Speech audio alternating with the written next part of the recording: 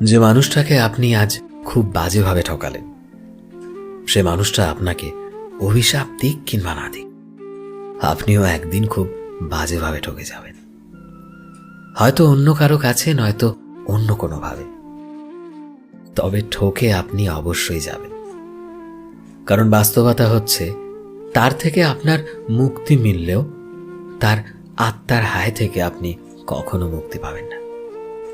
কাউকে বিনা কারণে অন্যায়ভাবে আঘাত করলে, কারো সাথে বেইমানি করলে কিংবা প্রতারণা করলে সাময়িকভাবে আপনি নিঃসন্দেহে ভালো থাকবেন, তবে বেশি দিন ভালো থাকতে পারবেন না। জীবনের শেষ দিন পর্যন্ত কখনোই নয়। আর ওপারের কথাটা না হয় নাই বললাম। বিশ্বাস ভাঙার প্রতিযোগিতায় আপনি খুব দক্ষতার সঙ্গে কারো বিশ্বাস ভাঙছেন। আপনার দেওয়া দুঃখ, কষ্টে, প্রার্থনাতে বসেও কেউ চোখের জল ফেলছে। ইচ্ছাকৃতভাবে আপনি কারো ক্ষতি সাধন করলে আপনার ক্ষতিও একদিন না একদিন হবে। অন্যের দুর্বলতা, সরলতা কিংবা ভালোবাসার সুযোগ নিয়ে আপনি যা যা অন্যায় করবেন, গোলাকার এই পৃথিবীতে ঘুরে ফিরে তার সবটাই ফিরে পাবেন, শুধুমাত্র সময়ের অপেক্ষা। আপনার অন্যায়, অত্যাচার, অবিচার, ব্যভিচার, আপনার অপকর্ম, প্রতারণা, লোক ঠকানো, বেইমানি, সবকিছু আপনি সবকিছু ভুলে যেতে পারেন। যার সাথে করেছেন সে হয়তো কোনোদিনও ভুলে যেতে পারবে না। প্রকৃতি কখনোই কোনো কিছু ভোলে না। তাই আপনার কর্ম ভালো হোক কিংবা মন্দ হোক, প্রকৃতি আপনাকে সেভাবেই সবটা ফিরিয়ে দেবে। ভালো কর্ম করলে ভালো হবে, মন্দ কর্ম করলে মন্দটাই হবে। সে যাই হোক না কেন, তবে ফিরিয়ে আপনাকে অবশ্যই দেবে এই প্রকৃতি। মনে রাখবেন, গোলাকার এই পৃথিবীতে ভালো মন্দ সবকিছুই ঘুরে ফিরে আসে। মানুষের হিসেব ভুল হলেও প্রকৃতির হিসেব কিন্তু কখনো ভুল হয় না। প্রকৃতি তার নিজস্বতায় সবকিছুর হিসেব পুঙ্খানুপুঙ্খভাবে রাখে।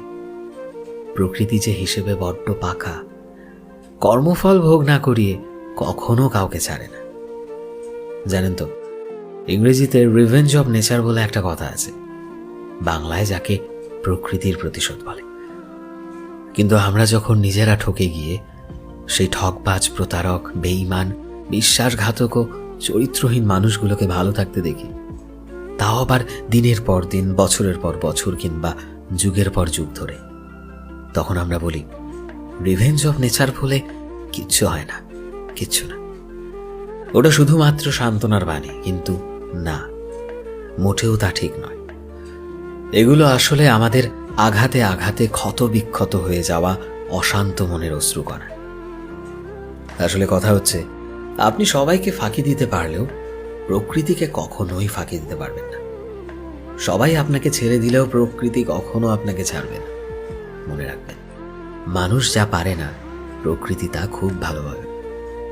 মানুষ হিসাব মিলাতে পারে না বলে হিসেব খানিকটা অপূর্ণ রয়ে যায়। প্রকৃতি সেই হিসেব সময় মতো কড়ায় গণ্ডায় মিলিয়ে দেয়।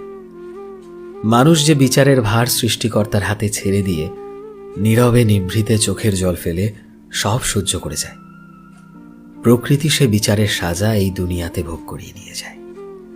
কাউকে অন্যায়ভাবে আঘাত করা ছাড়ুন, ঠকিয়ে লাভবান হওয়ার চিন্তাটা বাদ দিন।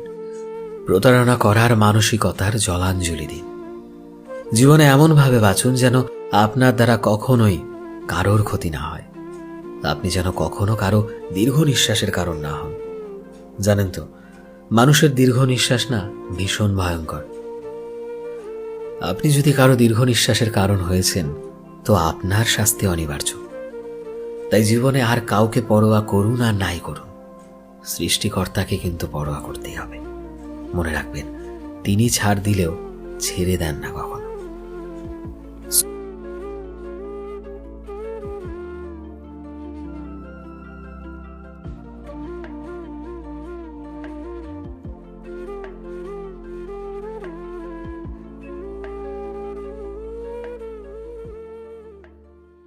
জীবনে খুব বেশি প্রেম না থাকুক, তবে যতটুকুই থাকুক তা সবটা যেন সত্যি হয়। খুব বেশি ভালোবাসার পরে হঠাৎ করে একা হয়ে যেতে আমি পারবো না। ভালোবাসাটা অল্প হলেও তা যেন চিরস্থায়ী হয়। কারণ আমি বিশ্বাস করি ভালোবাসা সত্যি হলে সেটা ধীরে ধীরে সময়ের সাথে সাথে বাড়তেই থাকে। আজকাল অনেক মানুষই হুটহাট করে জীবনে আসতে শুরু করে। তারা অনেক ভালোবাসা দেখায়, কিন্তু হঠাৎ করে তারা কিভাবে যেন আমাদের থেকে দূরে সরে যায়। বলা ভালো জীবন থেকে হারিয়ে যায়। আমি চাই আমার জীবনে এমন একটা মানুষ আসুক যে খুব বেশি তাড়াহুড়ো না নিয়ে এলেও আমার জীবনে যেন শেষ পর্যন্ত থেকে যায়। কারণ আমি মানুষটা হারাতে বড্ড ভয় পাই। বিশেষ করে ভালোবাসার মানুষ হলে তো আরো বেশি। আমি চাই জীবনে একটা মানুষ থাকুক যাতে অল্প অল্প করে ধীরে ধীরে ভালোবাসা দেখাবো। তবে মানুষটা যেন সঠিক হয়, ভালোবাসার বদলে যেন ভালোবাসা দিতে জানে। আর এটা বুঝতে পারে যে জীবনে ভালোবাসার মানে একজন মানুষের মধ্যে নিজের পুরো দুনিয়া দেখে তার সাথে সারাটা জীবন থেকে যাওয়া।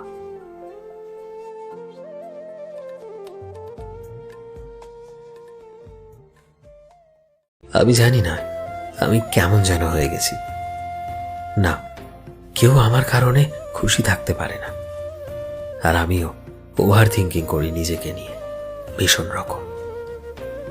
সারা দিনটা নিজেকে বেশ ভালো করে সামলে নিলেও রাত হলে নিজের অজান্তেই ভেঙে যাই আমি। বলতে গেলে একা থাকতেই ভালো লাগে, কিন্তু সবসময় এটাই ভাবি কেউ যদি সামলে নিত আমায়। সবার জন্য ভালো করতে গেলেও শেষে আমি কেমনভাবে খারাপ হয়ে যাই। জানি না আমি মানুষটা কেমন। এখন মনে হয় আমি কারোরই যোগ্য না। এর জন্য সব শেষে আমি একা হয়ে যাই, একদম একা।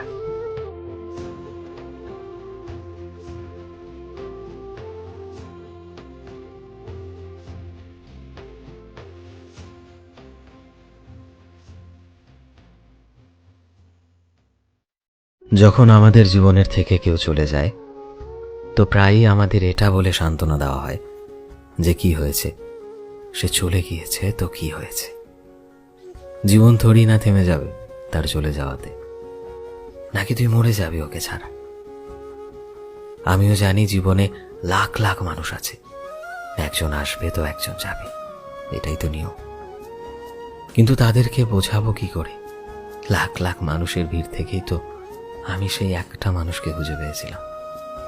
তাকে নিজের সব থেকে কাছের ভেবেছিলাম, তাকে সব থেকে বেশি গুরুত্ব দিয়েছিলাম। জীবনে হয়তো হাজার হাজার মানুষ আসবে, কিন্তু তাদের মধ্যে কিছু সংখ্যক মানুষ থাকে যারা আমাদের মনে জায়গা করতে পারে। আর যখন সেই চলে যায় তবে অন্য কোনো মানুষ তার জায়গা নিতে পারে না। আর আরেকটা কথা হলো, আমরা মানুষটা আসলেই অনেক ইমোশনাল। আমাদের জীবনে একজন গেলে আর একজন আসে, এই জিনিসটা সব সময় চলে না, আর এটাই সত্যি।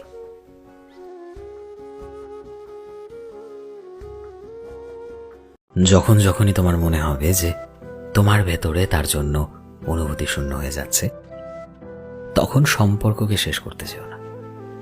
কারণ সত্যিকারের ভালোবাসা তো ঠিক সেই সময় থেকে শুরু হয়। তুমি কাউকে এটার জন্য ছাড়তে পারো না যে তোমার তার মধ্যে পরিস্থিতি ঠিক যাচ্ছে না। একটা ভালো সম্পর্ক ভালো এটার জন্য থাকে না যে তাদের মাঝে কোনো ঝামেলা হয় না, বরং এটার জন্য টেকে যে দুটো মানুষ একে অপরের চিন্তা করে আর যে কোনো পরিস্থিতিতে একে অপরের পাশে থাকার চেষ্টা করে।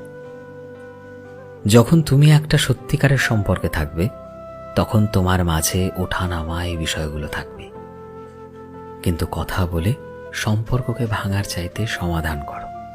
দেখবে তোমাদের দুজনের পক্ষে অনেক বেশি শ্রেয় হবে সেটা। যে সম্পর্কগুলো একে অপরের জন্য তৈরি হয় তারা সব পরিস্থিতির সাথে মোকাবিলা করে।